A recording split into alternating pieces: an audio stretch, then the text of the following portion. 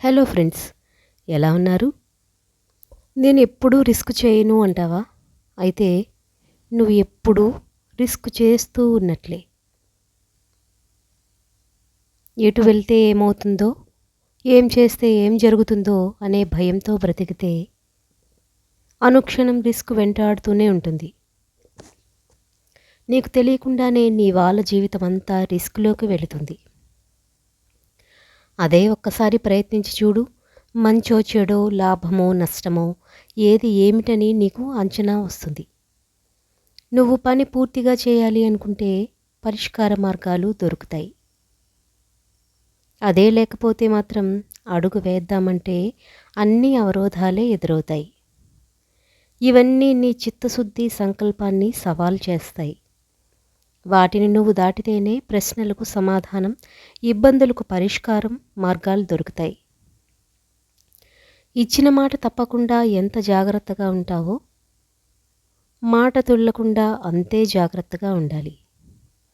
ఎందుకంటే చెయ్యి జారిన సమయం, నోరు జారిన మాట ఎప్పటికీ వెనక్కి రావు. ₹1 అదనంగా ఖర్చు చేస్తే కాస్త కష్టపడితే సంపాదించుకోవచ్చు. కానీ ఒక్క మాట ఎక్కువ మాట్లాడితే జరిగే నష్టం కొన్నిసార్లు ఊహించలేం.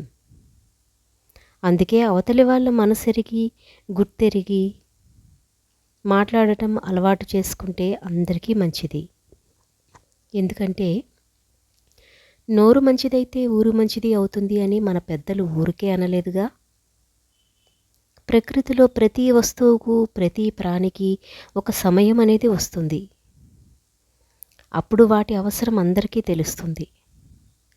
చలికాలం మూలపెట్టిన గొడుగును వర్షాకాలం రాగానే దులిపి మరీ వాడుకుంటాం. 3 నెలలు నన్ను మూలన పడేశారు అని నెగిటివ్ ఆలోచన వస్తే గొడుగు తుప్పుపడుతుంది. పాజిటివ్ ఆలోచనలతో తన సమయం కోసం వేచి చూస్తే ప్రతిఫలం తప్పకుండా దక్కుతుంది. అది కాదు, నలుగురు ఏమనుకుంటారో. నలుగురా? ఎవరా నలుగురు? నువ్వు పట్టినప్పుడు ఆ నలుగురు ఎక్కడ ఉన్నారు? నువ్వు కష్టాల్లో ఉన్నప్పుడు ఆ నలుగురు ఏమైపోయారు? నీ సమస్యలను వాళ్ళు పరిష్కరించారా లేదా? నీ సమస్యను నువ్వే పరిష్కరించుకున్నావా? ఎవరు ఏంటో తెలియని ఆ నలుగురు కోసం ఆలోచించడం మానేస్తేనే నీ జీవితం నువ్వు జీవించగలవు. కష్టమైనా నష్టమైనా నీ జీవితం నీదే. నీకు సహాయపడని ఆ నలుగురి గురించి ఆలోచించి సమయం వృధా చేసుకోకు. ఎవరు ఏ స్థితిలో ఉన్నా సరే ప్రతిరోజు ఒకేలా ఉంటే దానిని జీవించడం అనరు, అలా బ్రతికేస్తున్నాం అంటారు. రోజులు మారుతున్నాయి తప్ప జీవితంలో మార్పు ఉండడం లేదు అంటే మనం క్రొత్తగా ప్రయత్నించినట్టే. నాకు ఎందుకులే ఇవన్నీ అని అనుకునేందుకు మనం బ్రతికేది పక్కవారి లైఫ్లో కాదు కదా. ఏదైనా ప్రయత్నం చేస్తేనే తప్పో ఒప్పో, మంచో చెడో, గెలుపో ఓటమో వస్తుంది. నీకంటే చిన్నవారితో నిన్ను పోల్చి బాధపడుతున్నావా?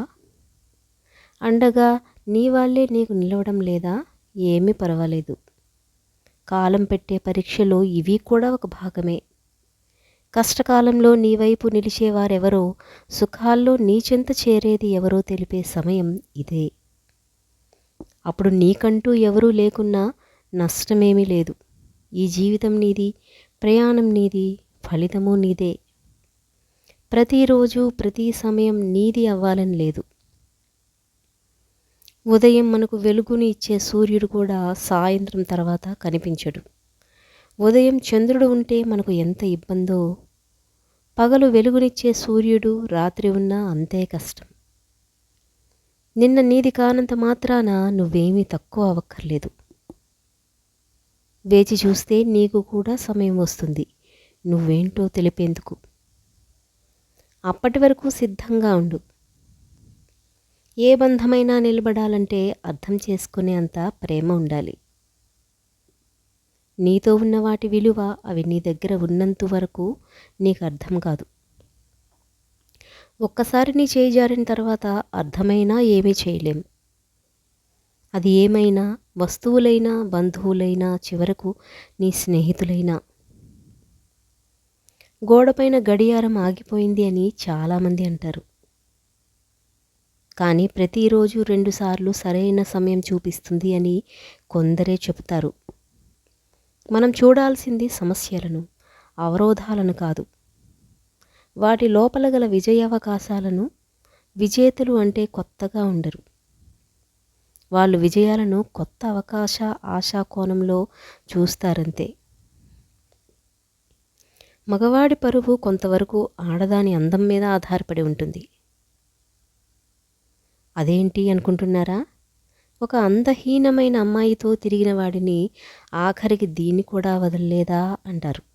అదే బాగా అందమైన అమ్మాయితో తిరిగిన వాడిని వాడికి ఎక్కడో రాసిపెట్టి ఉంది అంటారు. లేకుంటే ఇంత అందమైన అమ్మాయి ఎలా దొరుకుతుంది అని గొప్పగా మాట్లాడతారు. ఎదురుగా కనిపించే కొండను చూసి భయపడితే అవతలి అందాలను చూడలేవు. కష్టాలకు ఓర్చి ఒక్కొక్క అడుగు ముందుకు వేస్తే శిఖరం సైతం నీ కాలి కిందకు చేరి ప్రపంచాన్ని నీ కళ్ళ ముందు పెడుతుంది. జీవితము అంతే. అవరోధాలను తలుచుకొని ఆగిపోతే అద్భుతాలను ఆస్వాదించలేవు. పుట్టిన కుటుంబం, పెరిగిన వాతావరణం, ఎదురైన పరిస్థితులు ఇవన్నీ కలిసి వచ్చి అందాలను ఎక్కితే అది విజయం కాదు. ప్రతిరోజు పరీక్షలు ఎదుర్కొంటూ సమస్యలు స్వాగతం పలుకుతున్నా సరే పరిష్కారాలతో వాటికి వీడ్కోలు పలుకుతూ సాగితేనే అసలైన విజయం అంటారు. కాలం వీరిని మాత్రమే విజేతలుగా చరిత్రలో నిలబెడుతుంది. ఓర్పు చాలా చేదుగా ఉంటుంది. ఎంత చేదుగా అంటే ఈ కాలాన్ని భరించలేనంతగా. అర్థం చేసుకోలేని వారికి అవమానాలు ఎదుర్కోలేనంత. శత్రువులకు మనం అవకాశంగా మారేంత.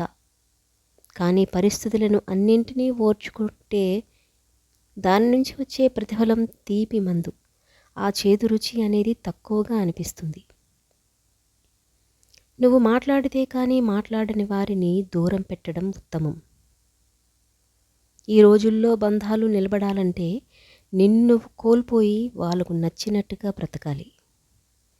అలా కాకుండా నీకు నచ్చినట్టుగా బ్రతకడం ప్రారంభించిన మరుక్షణం ఆ బంధం ముగిసిపోవడమే కాదు, నీకు అహంకారి అని పేరు కూడా తెచ్చిపెడుతుంది. మనం ఉండే ఈ సమాజంలో ఎలాంటి మూర్ఖులు ఉన్నారంటే నడిచేవారిని పరిగెత్తు అంటారు, పరిగెత్తిన వారిని ఎగరమంటారు. సరే అని కష్టాలను అధిగమించి ఎగురుదాం అనుకునే లోపు రాళ్లతో కొట్టి మళ్ళీ రోడ్డు మీదకి లాగేస్తారు. బహుశా అందుకేనేమో ఓటమి నుంచి పొందిన నిరుత్సాహం కంటే గెలుపు నుంచి వచ్చిన అవమానాలే గుండెని ఎక్కువగా గాయపరుస్తాయి. మనమందరికీ నచ్చాలని లేదు. రాముడు అంతటి వాడే రావణుడికి నచ్చలేదు. అయినా మనమంతా సీతాపతిని ఆరాధిస్తాం. కృష్ణుడంటే తన మేనమామ కంసుడికి అస్సలిష్టం లేదు. కానీ ఈ ప్రపంచం మొత్తం ఆ గోకుల కృష్ణుడి బాటను అనుసరిస్తోంది. నిన్ను ఎవరు వద్దు అని అనుకుంటున్నారు అనేది పెద్ద విషయమే కాదు. దాని నుంచి నీకు ఆలోచన కూడా అనవసరం. గట్టిగా అరిచినంత మాత్రాన అవతలి వాళ్ళు గెలిచినట్టు కాదు. మౌనంగా ఉన్నంత మాత్రాన మనం తక్కువ అయిపోం. ఎందుకంటే రూపాయి బిళ్ళ చేసే శబ్దం 100 రూపాయల నోటు చేయలేదు. మౌనంగా ఉండే 100 రూపాయల నోటు 100 రూపాయి బిళ్ళలను కొనగలదు. అలాగే ఒక వ్యక్తి విలువ మాటల కంటే అతని చేతల ద్వారానే గుర్తించబడుతుంది.